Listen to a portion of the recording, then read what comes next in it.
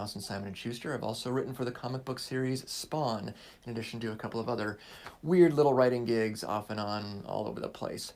If you are watching this because you were lured by the word bestseller, then boy, do I have something for you. If, on the other hand, you're here because you saw that word bestseller and sort of rolled your eyes and clicked to see what kind of jackass shit I was going to preach, you're welcome to stay too, but you already know where this is going, don't you?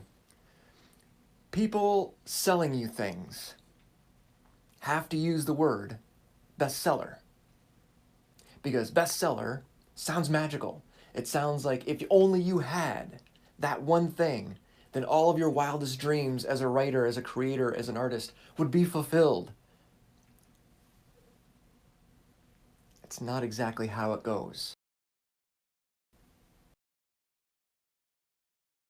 Long talk with yourself and decide what it is that is most important to you.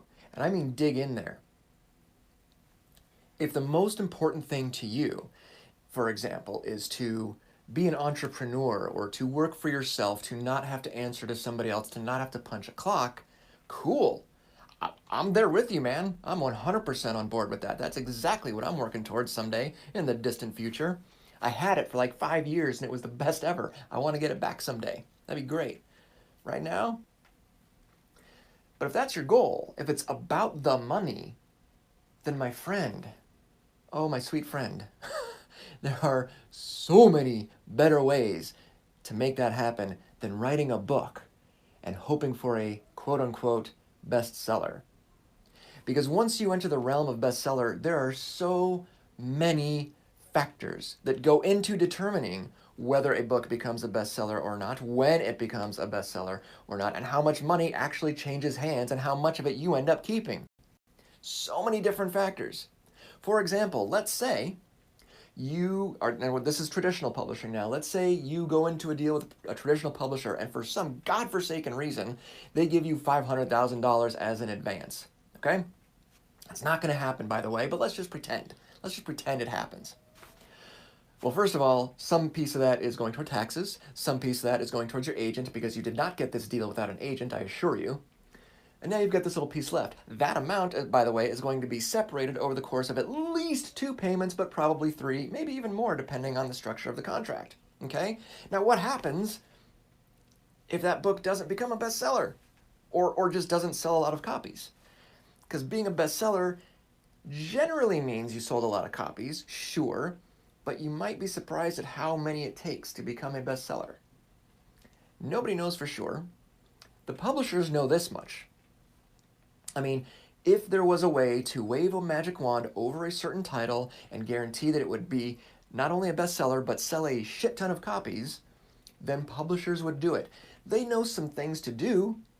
They know that if they put that book on a table right in front of the door at Barnes & Noble that they paid for that spot, as I understand it, if somebody knows different, please let me know, then chances are good that book will sell more copies.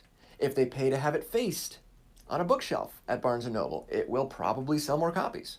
Okay, I know one book in particular that somehow, I have no idea how they did this, presumably somebody paid for it, but I really don't know, but they had stacks of the book like at the information counter. That book sold a shit ton of copies. I don't know that it was a bestseller. Why do I say all of that? To bring us back to the first point, which is you have to talk to yourself, have a nice long chat with yourself about what it is exactly that you want. Because if, like me, you have to write, you want to write, you want to get your stories out no matter how long it takes or in what format it takes, great. Do that and stop thinking about best-selling bullshit. Stop it. It's not important. What's important is you and your stories and getting those stories out there into people's hands and in front of their eyeballs. That's what you want, okay?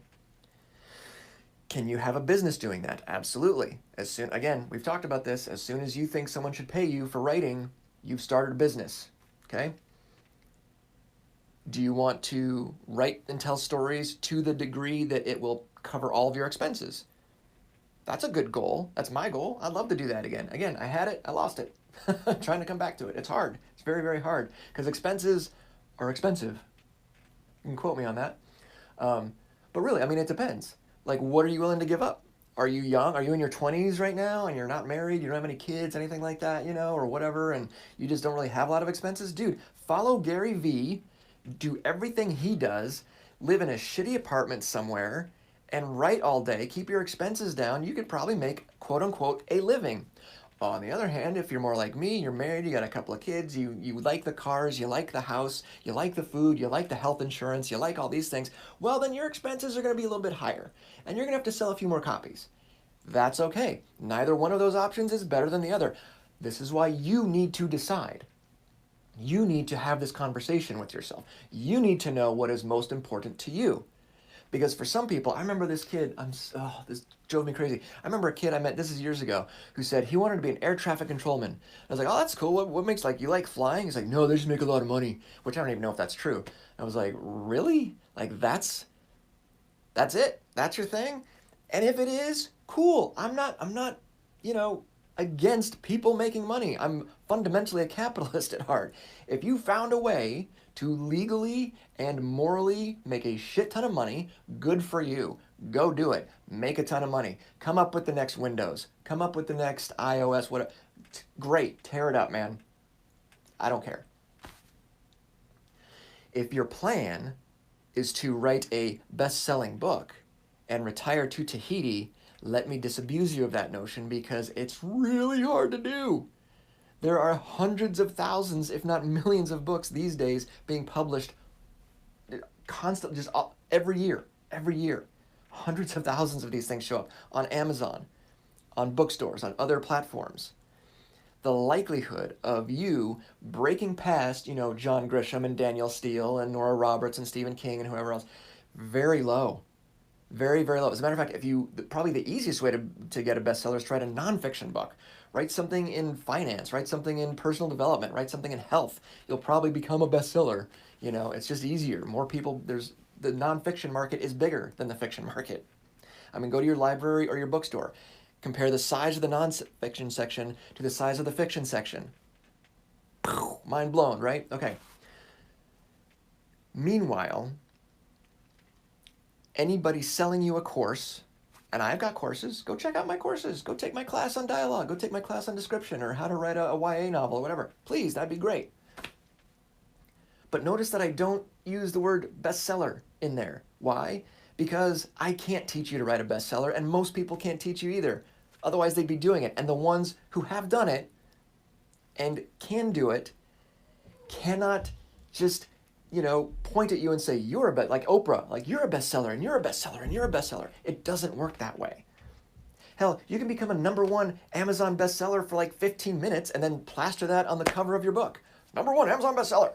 Until 15 minutes later, you know, the algorithm kicked in and did the next cycle. And now you're #3. You know what I'm saying? Like, it has so many meanings. It has so many meanings. And using the word bestseller in marketing material, I just have a huge, huge problem with it. Look, again, I've got courses now on Udemy. I'm going to have a new course coming up pretty soon that's tied to my novel Party. It's going to be great. I'm going to teach you everything that I possibly can about the industry as I understand it, as I've learned it, as I've experienced it. I'm going to teach you everything I know about storytelling because if you want to know that stuff, I would love to teach it. I love talking about it. But you will never, ever see me plug my courses with the phrase, write a bestseller, because I can't. If I knew how to do that, I'd be doing it. So would everybody else. There are so many factors that go into whether or not you become a bestseller. There are books that are touted and reviewed and they're lovely, and this is going to be the next big thing, and they don't sell jack. And then you've got some little teeny tiny literary book from, you know, Podunk University suddenly skyrockets to the top of the charts that nobody saw coming. I mean, my God. 50 Shades of Grey. For fuck's sake. Who the hell saw that coming, right? Now, there's more of a story behind that than at first glance, but we're not going to go into that today. However, point being, nobody would have predicted that. Ever. Okay, I don't have a problem with it. The market decided. That was the book. Good for her. Tear it up. Is your book going to have that impact? Statistically, no. I'm not going to tell you it can't. I'm not saying any of this to dissuade you, by the way. Not at all, please. If you're somebody looking to make a quick buck, I'm absolutely trying to dissuade you because you don't make quick bucks writing fiction. Even if you take the proper courses and learn the proper marketing to write books for Amazon, which you can do, it's still going to take more than a year, probably 3 years, maybe even 5 years to really get into it. I've read the post, dude. I've studied this stuff. Me and author friends have studied this stuff. We're planning on doing it, but it doesn't happen overnight. Writing fiction is not a quick buck thing. It just isn't. So if that's your goal, please let me dissuade you. Please go do something else. Please clear the field for everybody else. Just please go do something else. If on the other hand, you're a storyteller in your heart and soul, and you love doing this and nothing's going to stop you, welcome aboard. And don't worry about being a bestseller. Worry about your goal. Now, if your goal is a bestseller, okay, that's fine. I would love, please don't misunderstand. I would love a bestseller. I wouldn't turn it down. I would be like, no, no, no, not me, right? That's cool. But I do want you to ask yourself why that's so important to you. Why is that such an important goal? Why is that little label so precious to you? What else is going on? You know what I mean? Just please sit with that. Please think about that. Now, my number one goal is I want to tell stories across a variety of genres and on a variety of platforms so that no one else in my family has to go to work. That's it. That's not a lot of money.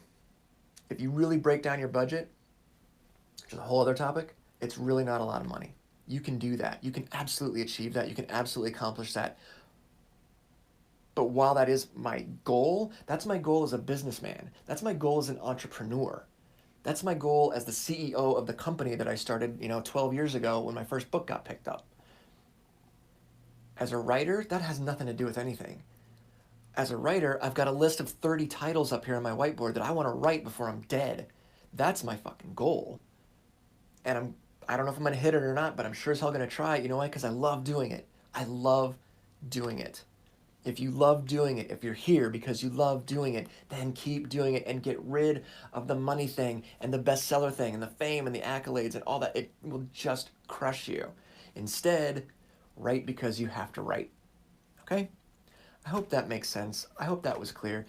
Please feel free to leave comments or questions. I'll do my best. I don't know every damn thing about this industry. I can tell you right now, I just don't. I'm still totally flummoxed by some of the things that happen in this industry, and so is everybody else, okay? And everyone's journey is different. That much I can tell you. There are some similarities between us, but for the most part, everybody has very different experiences, all right? And if you're not in it for the joy of the story, then you're gonna get in trouble. That much I know. That much I can guarantee you, okay? Hope that's helpful. Again, please leave comments, subscribe or like or whatever to wherever you happen to find us, whatever platform you happen to be watching on. I'm happy to answer any questions as best as I can. And I think that's probably it. So in the meantime, until tomorrow or whenever we do this again, may you be safe, may you be happy, may you be well, and may you be peaceful and at ease, because in the end, that's